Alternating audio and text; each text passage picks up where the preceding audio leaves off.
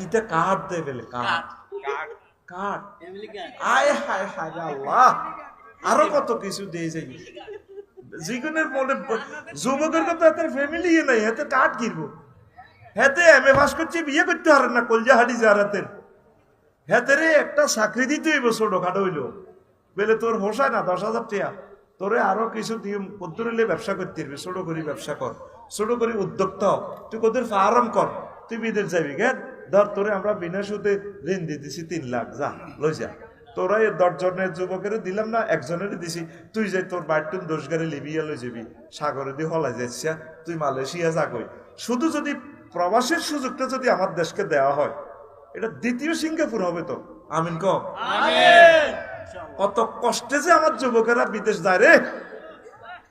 হায় হায় হায় হায় না আর বাংলাদেশে এয়ারলাইন্সের টিকিট গুলো অনলাইনে ছাড়ি দিলে একটা টিকিটে তো খালি যেত না কাল্লাই এগুলো রিজার্ভেশন রাখেন আমি বুঝি না এগুলো প্রবাসীদের জন্য অনলাইনে সোজা ছাড়ি দেন সিন্ডিকেটের গোষ্ঠী কিলা একটা বিমানের টিকিট 3 মাস আগে ছাড়ি দেন দেখবেন অল্প পয়সা 10% ভর্তুকি দিয়ে টিকিটটা ছাড়েন এই প্রবাসীরা আপনারে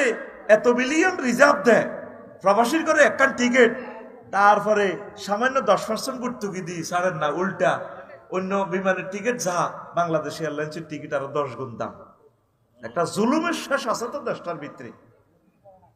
প্রবাসীর করে টিকিটের দামটা কমাই দেন 6 মাস পর পর কত বোগারে কত চাই যান তারা কত বাম্মাটারে কত দেখি যান আয় হায় হায় মাবুদ রে প্রবাসীদের জন্য আল্লাহ ছাড়া কেউ নেই রে 5 লাখ টাকা আকামা লাগে এক বছরে এবার কি বদিল্লা দি বাইরটি আহস না বিমানের টিকিট কেন না আকামা সাহস দাও শুধু প্রবাসীদের দুঃখ যদি বলি 100 বছর লাগবে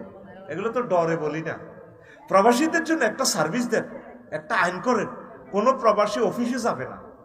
এ মহল্লাতে যতগুলো প্রবাসী আছে বিদেশে তাদেরকে বিদেশি দূতাবাস থেকে অফিসাররা যায় যে তার কাগজপত্র দিয়ে দিবে বা অনলাইন সিস্টেম তার মোবাইলে মেসেজ দিয়ে দিবে তুমি এটা ডাউনলোড করে নাও তোমার পাসপোর্টটা দিয়ে দিছি আমি অনলাইনে